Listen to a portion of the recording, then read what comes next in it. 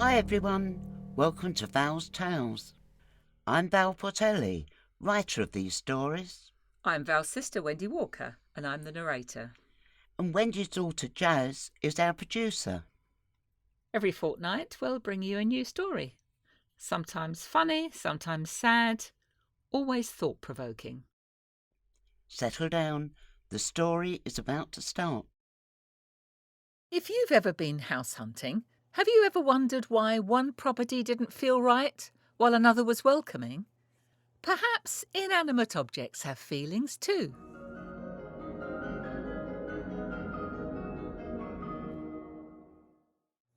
David and June. October 1962. Are you sure you'll be all right on your own? Of course I will. Stop fussing. Just be careful driving home.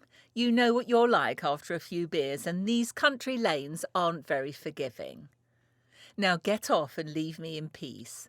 I'm looking forward to a nice quiet evening with my box of chocolates and my book.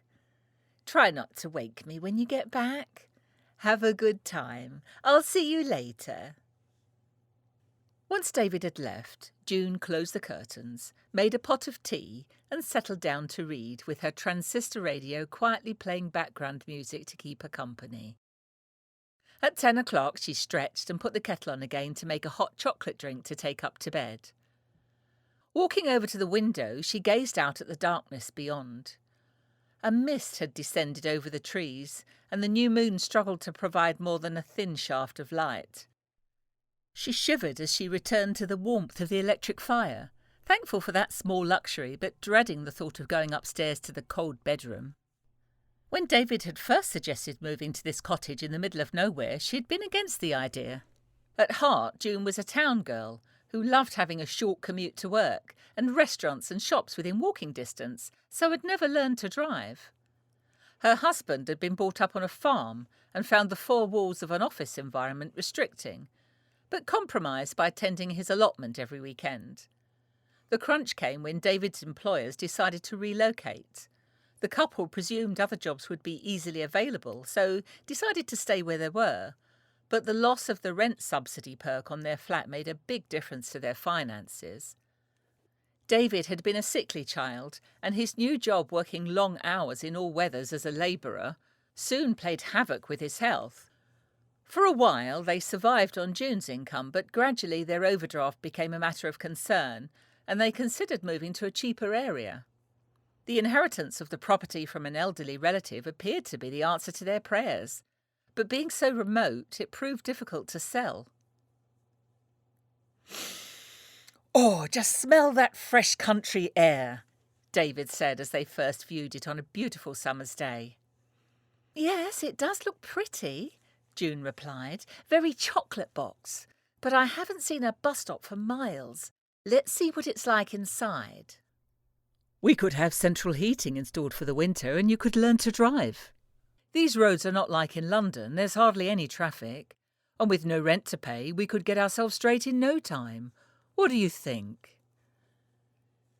With few other options, June agreed and they moved in. It wasn't so bad during the day, and once a week David drove her the 20-odd miles to the supermarket to stock up. It was only as the nights began to draw in and the weather changed, June wondered whether she had made the right decision.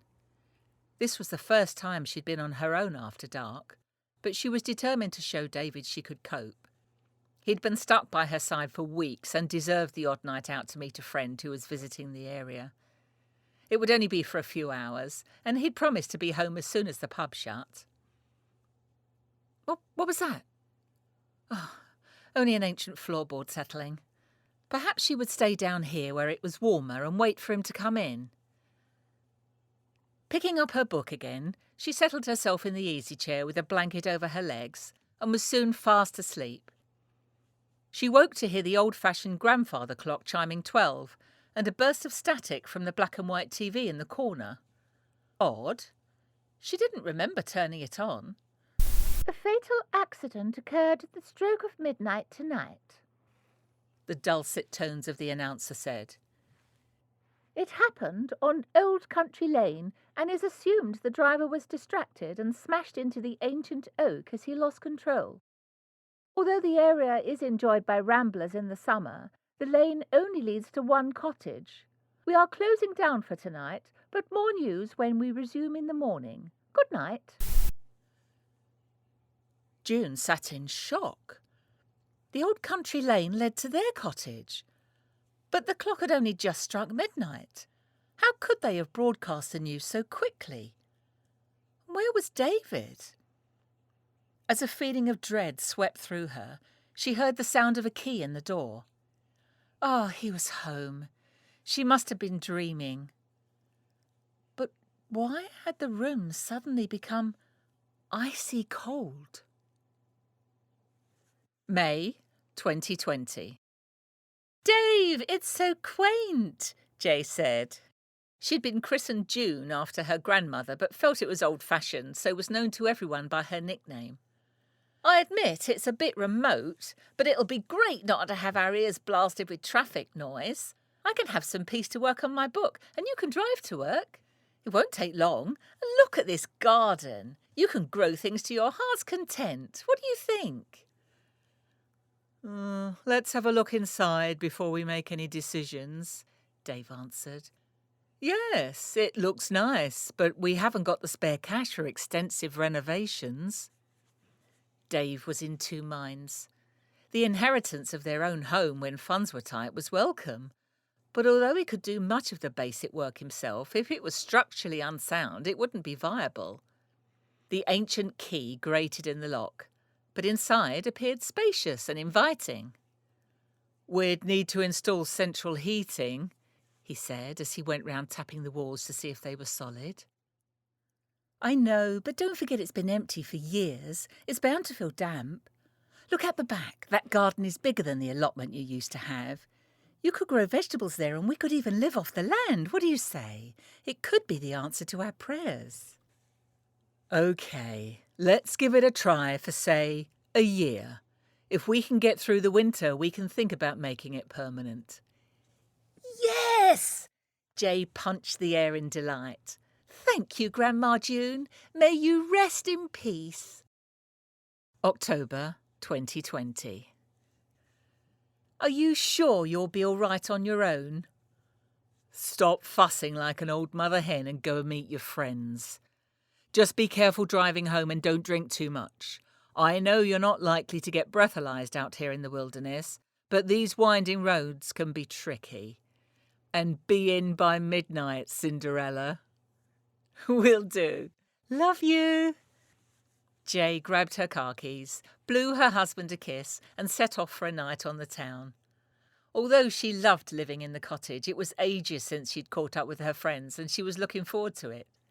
She adored Dave, but he could be rather morose at times, and after living in each other's pockets for weeks, she couldn't wait to have some fun and a laugh with her girlfriends. When she'd gone, Dave moved over to the window and looked out onto the silent night. It was weird how the trees from the forest seemed to be closer than they were in the daylight. It had turned chilly, so after drawing the curtains, he turned on the single-bar electric fire and grabbed a beer from the fridge. Finances were still tight, but proper heating would be a necessity for the coming winter months. Opening his laptop, he started researching the cost of a new boiler and radiators.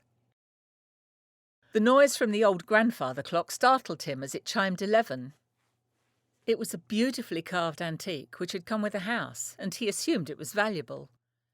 If they could find a reputable dealer, selling it might go a long way towards the cost of installing heating. Turning on the TV, he settled down to watch the late-night film, wondering how long it would be before Jay got home. We interrupt this broadcast to bring you recent breaking news. Dave caught the announcement as he returned from the kitchen with his steaming mug of tea. A fatal accident occurred on the Old Country Lane at the stroke of midnight tonight. It is believed the driver of the car lived in the only cottage in the area and was killed outright when her vehicle smashed into the ancient oak. It appears to be an exact replica of an identical event which happened nearly 60 years ago on the same spot. The identity of the deceased has been withheld until her next of kin had been notified. Dave stumbled into the chair in a state of shock, just as the grandfather clock chimed the midnight hour. It's Jay. It must be Jay. No one else would be driving along this road at midnight. Wait a minute. It's midnight now. The clock keeps perfect time. How could they have broadcast it so quickly? Perhaps it happened yesterday. But she was here with me yesterday. Oh, please, please don't let it be Jay. I told her not to drink and drive. What's the number for the hospital? Or should I phone the police first? As Dave dithered, he heard the sound of a key in the lock and the front door opening. Is that you, Jay? Oh, thank God you're home safe. Did you see the terrible accident along the lane? I thought it was you. Are you okay? Oh, it's suddenly freezing in here. It must be the shock. June?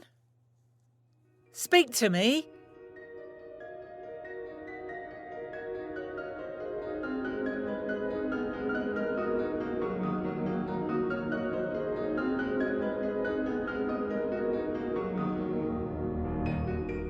Thanks for listening. If you're enjoying these stories, please subscribe to our YouTube channel. You can also follow Val's Tales on social media. Details coming up.